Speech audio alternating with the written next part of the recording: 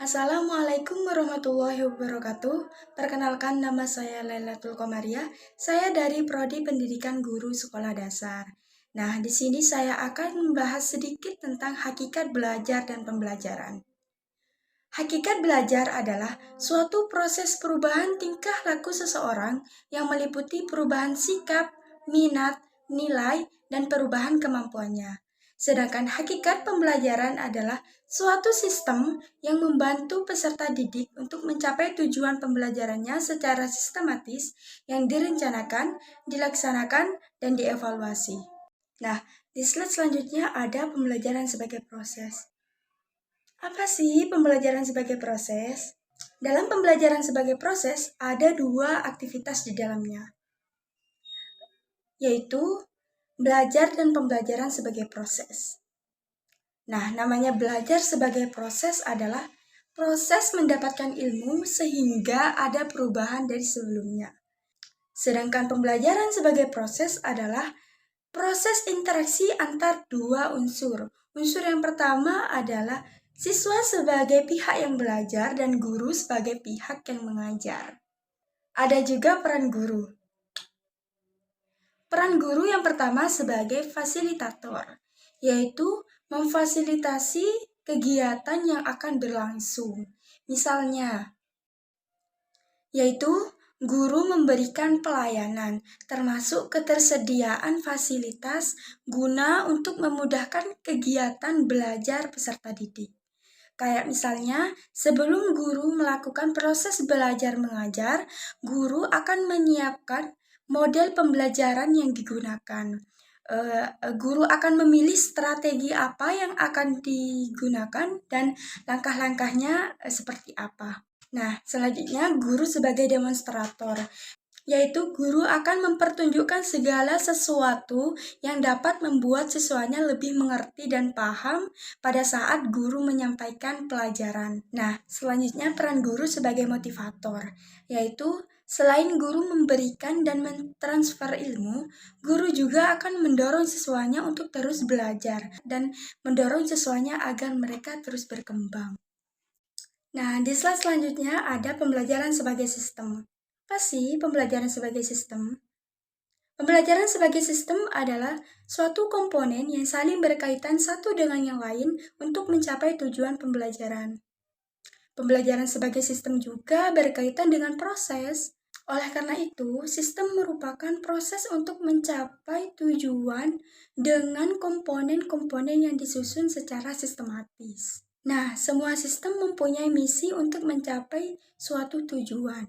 Nah, maka dari itu diperlukan proses. Dan proses tersebut secara tidak langsung akan mengubah tingkah laku peserta didik.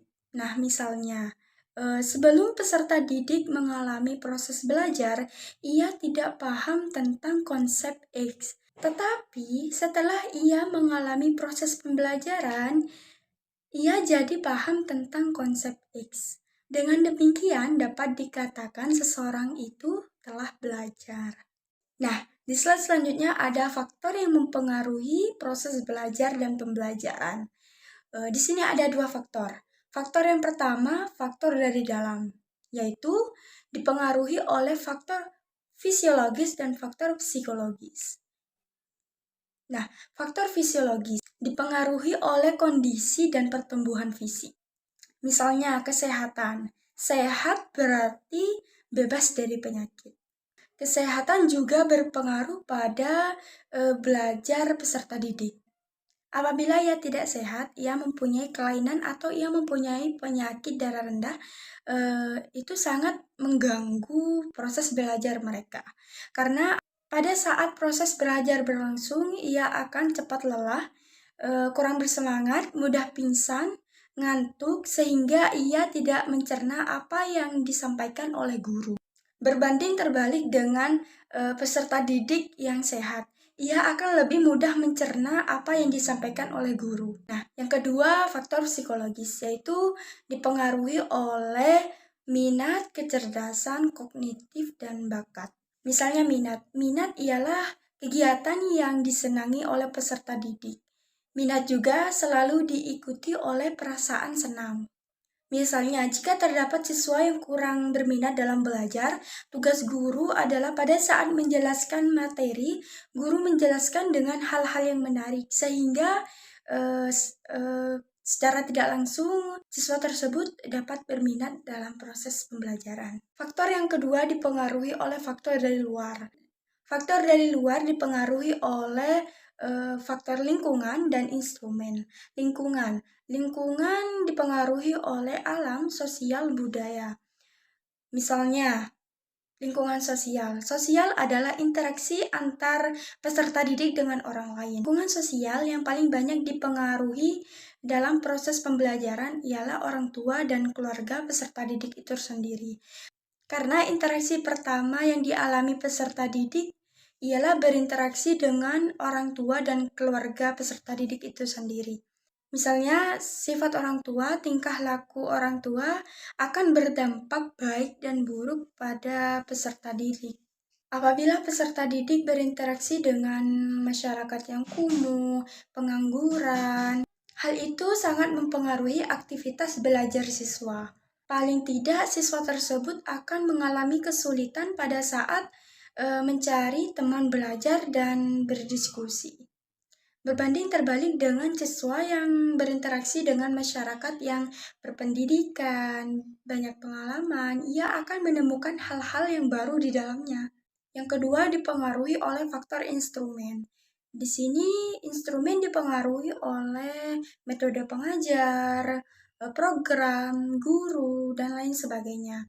Misalnya, pada metode mengajar yang kurang baik, dipengaruhi oleh guru yang kurang persiapan atau guru yang tidak menguasai materi tersebut, sehingga pada saat menjelaskan materi tersebut, guru tidak tahu alurnya kemana, atau guru menjelaskan tidak jelas, sehingga siswa tidak senang pada materi atau gurunya, akibatnya siswa malas untuk belajar.